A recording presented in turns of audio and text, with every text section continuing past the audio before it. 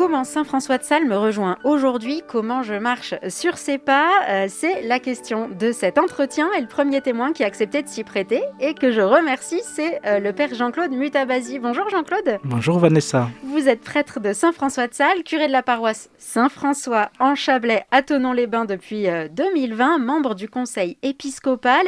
Jean-Claude, je voudrais qu'on commence par parler du thème de ce mois de janvier dans Esprit de Cordée, l'amitié.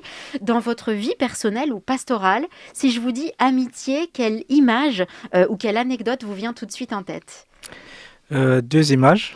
La première image, c'est l'icône de Thésée, l'icône d'un ami. Voilà, c'est deux amis qui se tiennent par l'épaule. On ne sait pas qui porte qui, mais on voit qu'il y a un échange d'amitié. En tout cas, voilà, ils se tiennent par l'épaule. On dirait qu'ils s'entreportent pour parler en langage de Saint François de Sales. La deuxième image, je la dois à ma culture rwandaise. Je vois deux hommes qui partagent la même bière à partir d'une même calebasse. Ça veut dire chacun avec son chalumeau boit à la même calebasse. Voilà, partage d'une bière. C'est à la fois donc s'entreporter et vivre, partager quelque chose ensemble. Dans l'introduction à la vie dévote, François de Sales parle d'amitié bonne, saine, sainte. C'est quoi une belle amitié, une bonne amitié pour vous? Alors je dirais que c'est une amitié où on partage quelque chose de bon, de beau aussi, et quelque chose de vrai. Et du coup, pour François de Sales, une vraie amitié va être une amitié qui tend vers Dieu, et donc qui vient de Dieu, comme il le dit. Et puis une amitié aussi où on reconnaît Dieu comme servant de lien entre les deux personnes partageant l'amitié. Et puis c'est une amitié durable. Alors François de Sales, lui, va dire une amitié éternelle en Dieu. Ce lien spirituel, il n'existe pas forcément toujours aujourd'hui dans les liens d'amitié courants. C'est pas forcément la chose dont on parle le plus facilement, même avec des gens qui sont très proches, du moins au début d'une relation amicale. Oui, je dirais que ce lien spirituel n'est pas forcément reconnu comme tel, mais je crois profondément que Dieu se cache toujours derrière nos relations d'amitié, en tout cas les relations qui nous fassent du bien. Pour moi, trouver leur origine et fondement en Dieu. Après, on le reconnaît pas, mais je pense que le lien comme tel est là. Ouais. François de Sales, c'est votre compagnon de route en quelque sorte. Je rappelle que vous êtes prêtre de Saint François de Sales. Est-ce que l'amitié, c'est un thème qui vous a touché dans ses écrits ou que vous avez creusé? Oui, je pense que c'est un thème, je l'ai abordé la première fois à l'occasion d'une retraite que je prêchais auprès des sœurs oblates de Saint François de Sales. Et je me suis rendu compte que François de Sales, dans son introduction à la vie dévote, 3e livre, il y consacre 6 chapitres à l'amitié. Donc dans le 3e livre, ça va être à partir du chapitre 17 jusqu'au chapitre 22, où François de Sales va parler vraiment de l'amitié. Alors, pour lui, parlant de l'amitié, il pense, parce que tout est fondé en Jésus, il pense à Jésus et à cette amitié qu'il avait, par exemple, avec Lazare, avec Marthe, avec Marie. L'Évangile nous présente vraiment cette fratrie comme étant des amis proches de Jésus. Et puis, on peut penser aussi à l'évolution des relations entre Jésus et ses disciples, quand il leur dit « Je ne vous appelle plus serviteurs, je vous appelle mes amis ». Donc, Jésus lui-même a vécu l'amitié. Et si nous sommes chrétiens, donc nous sommes conduits aussi à vivre, en tout cas, quelque chose de l'amitié.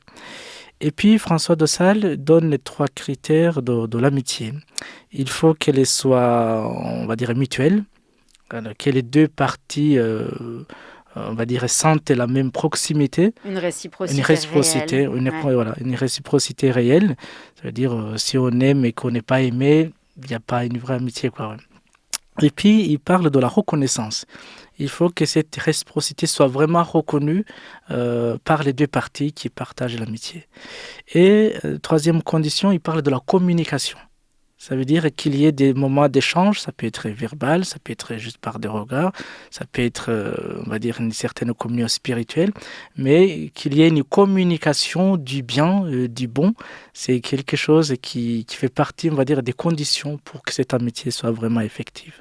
On parle souvent de Saint François de Sales comme quelqu'un qui était moderne pour son temps. Ce qu'il nous disait de l'amitié à l'époque est toujours d'actualité pour vous aujourd'hui? Oui, c'est des bons critères? C'est des bons critères parce que, comme il a dit, comme il le dit, l'amitié permet de s'entreporter. Et à l'heure d'aujourd'hui, que ce soit au niveau de la foi, on dit un chrétien qui est seul, c'est un chrétien en danger. Et je pense qu'il faut qu'il y ait des liens. Et puis, je dirais que on va dire les liens d'amitié sont vraiment constitutifs, on va dire, de notre être chrétien. Un lien à travailler. Et qui n'est jamais, on va dire, l'amitié n'est jamais parfaite. Ouais. Du coup, il faut en prendre soin. Il faut, on va dire, la retravailler, la réveiller quand elle s'endort. Et ça reste, on va dire, c'est pas, l'amitié n'est pas statique, elle est dynamique, je pourrais dire comme ça. Allez, pour la dernière question, je vous propose de sortir de notre thème du mois. Est-ce que vous pouvez nous confier comment Saint François de Sales vous rejoint en ce moment, en ce mois de janvier? Nous partager, ou si vous le désirez, plutôt une citation, un passage de sa vie qui vous inspire là maintenant. Alors, ce qui me rejoint particulièrement en ce mois de janvier, c'est ce que nous venons de vivre, l'événement de Noël. Alors, j'ai eu l'occasion de méditer personnellement, mais aussi avec la communauté paroissiale, à travers simplement un édito. On va méditer du motif de l'incarnation.